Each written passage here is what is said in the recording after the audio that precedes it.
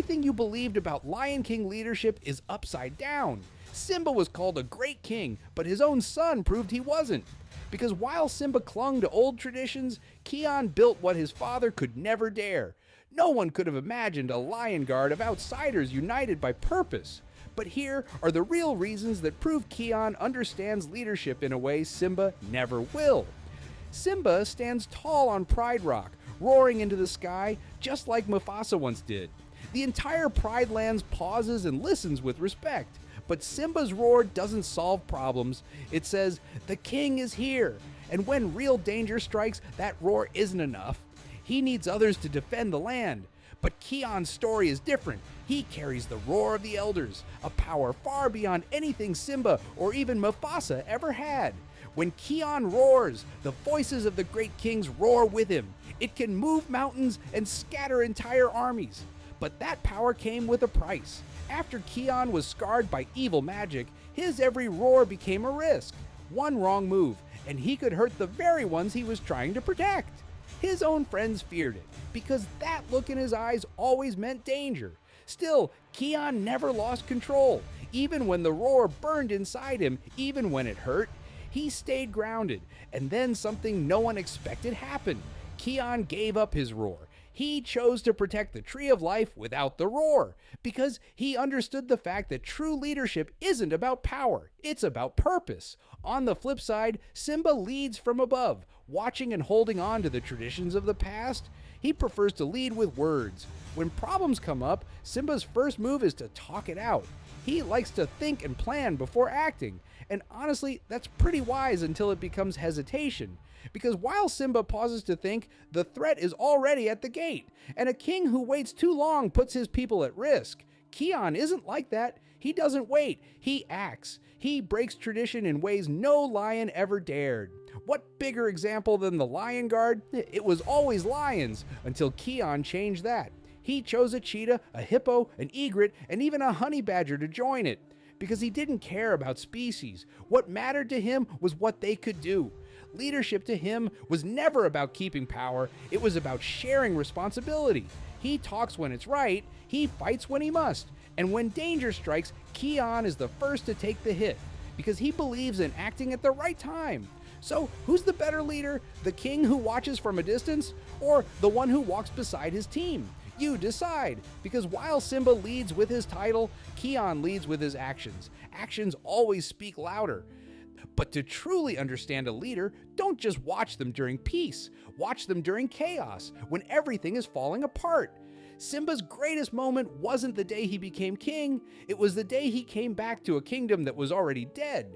Pride Rock was a grave, the land was silent, and the sky was covered in ash. Scar had drained every drop of life from the Pride Lands, and Simba didn't just return to fight Scar, he returned to face his own past alongside. That battle was more emotional than physical. While Simba stood tall and looked Scar in the eye, he finally accepted who he was meant to be. And when it was over, he didn't just sit on the throne. He rebuilt it. He brought the circle of life back from ruin and restored the balance. Simba's journey wasn't about wanting to be king. He became king because his people needed him, and he rose to that need. But let's be honest, Simba had no choice. The kingdom was already gone, and he had no other way than to fight. But Kion's test was different. He didn't wait for things to fall apart. Kion prevented disaster before it could ever reach the kingdom. While Simba ruled from Pride Rock, watching over his domain, Kion was out in the wild, dodging the danger. But it wasn't just hyenas or rival lions he was up against. Kion faced threats Simba never even imagined. Cursed lands, dark magic, and evil spirits. His were the enemies that couldn't be beaten with strength alone. These were challenges that tested more than bravery. They demanded wisdom and patience. Sometimes the roar wasn't the answer. Sometimes the true test was knowing when not to use it. When Makucha's army came for the Tree of Life, a place sacred to every animal in the circle, Kion didn't wait for orders. He stood in front of it without any hesitation. He wasn't fighting to protect the throne. He did it because something bigger was at risk. He was protecting the survival of all life. And yet, none of that would define him more than the choice he made afterward. Kion gave it all up. The roar of the elders, the most powerful roar in all of history, he gave it away, willingly. Because he knew that power can corrupt. Because he understood that real strength isn't in holding on, it's in knowing when to let go. Because leadership, at its core, is about protecting others, not ruling over them. And that's what sets them apart. Simba rebuilt what was lost. Kion made sure it was never lost to begin with. Both faced storms and both emerged stronger. But only one walked away from power because he knew leadership was never about keeping it. It was about knowing when to step back so others could rise.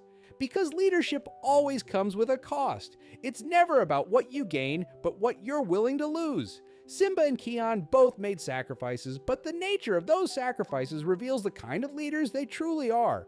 For Simba, the cost was personal. As a cub, he believed in a simple future: to grow up, become king, and live in peace. But Mufasa's death shattered that future. Scar didn't just steal the throne, he shattered Simba's sense of self. When Scar blamed him for Mufasa's death, Simba didn't defend himself. He believed the lie, and with that guilt, he disappeared, choosing exile. Far away from the Pride Lands, he spent years running from the truth, but deep down, he knew the past would always catch up. And when he finally returned, he didn't just face Scar. He faced the weight of everything he had avoided for years. Simba's sacrifice was his innocence. He lost his childhood and carried the burden of guilt no cub should bear. Meanwhile, Kion's sacrifice was different. It wasn't about himself, it was about everyone else. When Ushari's venom struck, it poisoned his entire body and messed up his mind. Kion began to doubt his judgment. His power felt unstable, and his friends started to fear him. And every day, he fought a silent war against something no one else could see. He could have stepped back. He could have given up the roar, but he didn't. He kept leading even when his strength turned against him, even when leadership became painful. And then came the moment that defined everything. Kion chose to leave home. He walked away from the Pride Lands because it was his only option to heal. And he understood that his purpose was bigger than one kingdom. So he left his family, his homeland, and went to the Tree of Life to build a throne from scratch. He didn't inherit a kingdom, he built one himself. Simba's legacy was restoration. Kion's was a transformation. Simba brought life back to what was broken.